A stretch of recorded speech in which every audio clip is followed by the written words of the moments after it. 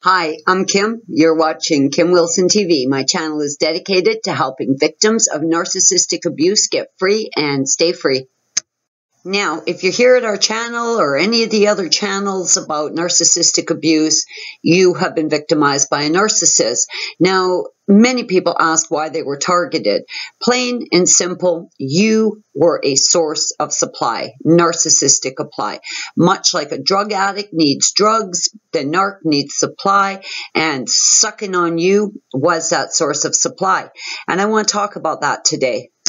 From the moment the narcissist laid eyes on you and established you as a potential target, they were looking for a very specific type of supply.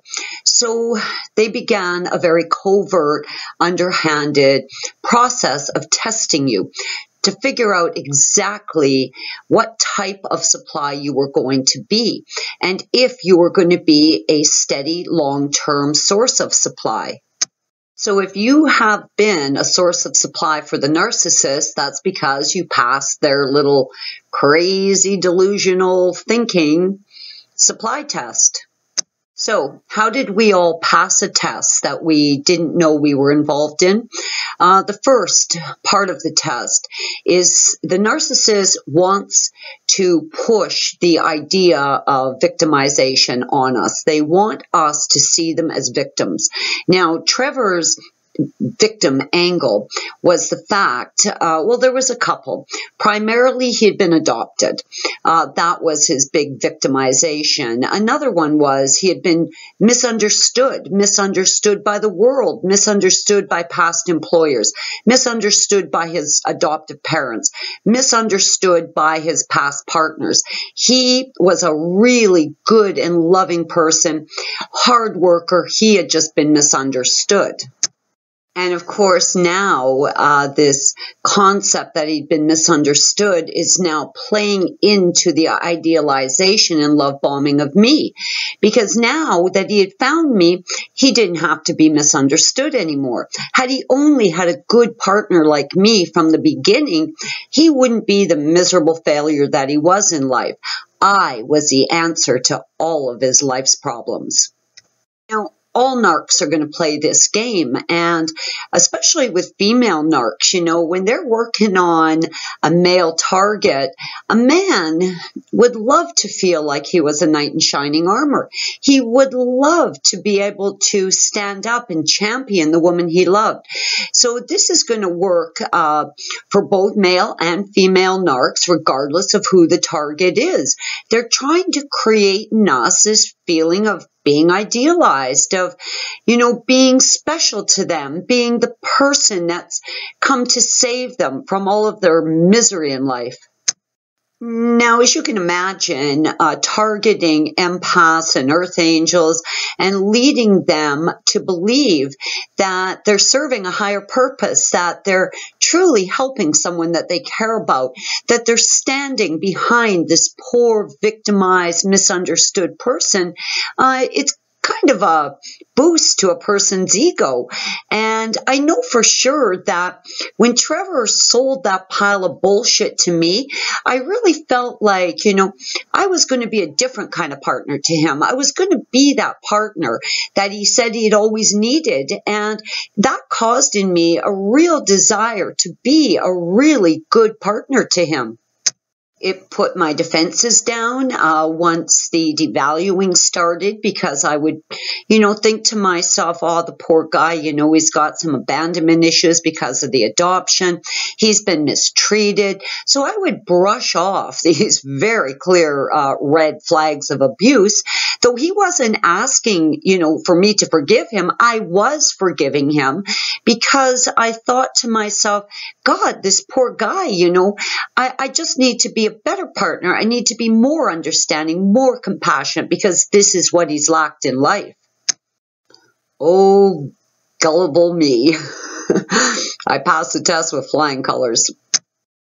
Trevor's tidal wave of bullshit swept over me, and there I was, just getting tossed around in the waves of bullshit.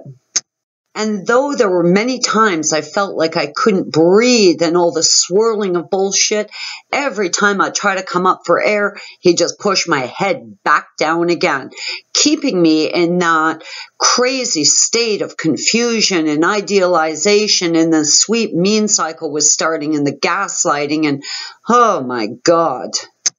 And I do believe it's during this early testing time when your head is just swimming, you can't come up for air. This is really that time when they really take control, where they've now solidified this soul contract with you, this soul tie.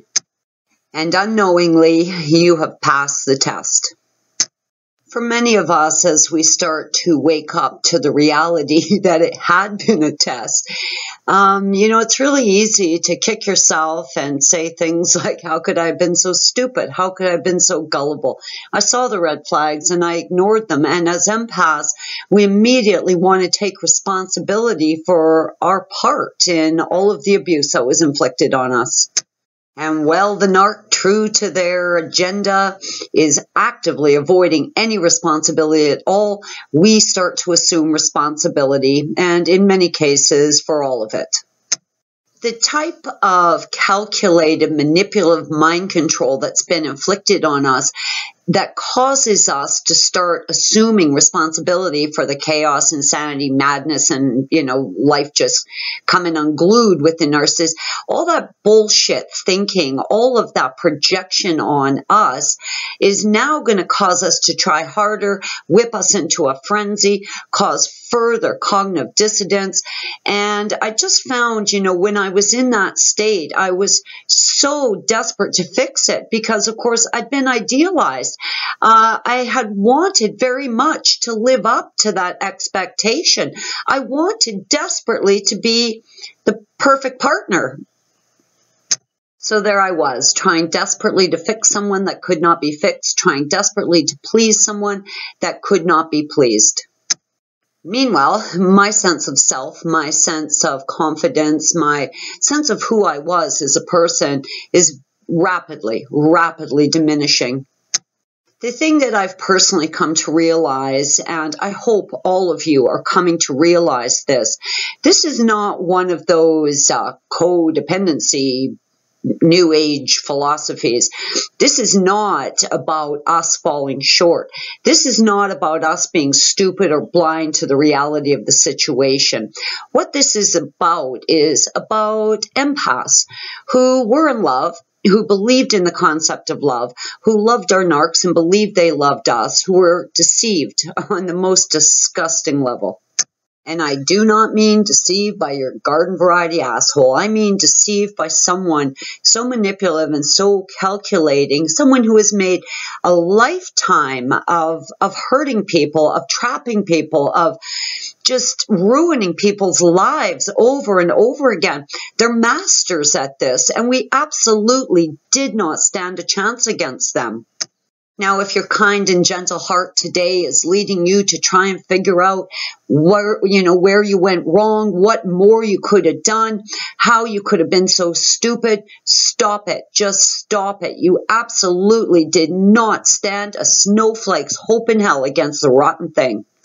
Though many relationship experts would like us to believe that it takes two to tango, I'm here to tell you the narc is tangoing alone. It is a solo tango. So if all that chaos, madness, insanity isn't our responsibility, what is our responsibility? Well, I've come to believe in my life, my responsibility was to get the hell away from there, get away, stay away, go no contact, and never look back, and be grateful every day I'm free of that piece of shit. And today I feel like I'm really meeting that responsibility to keep myself safe, to keep myself sane, and to keep myself free from abuse. I'm Kim. You're watching Kim Wilson TV. I hope you guys are having a great narc-free day. Love you guys lots.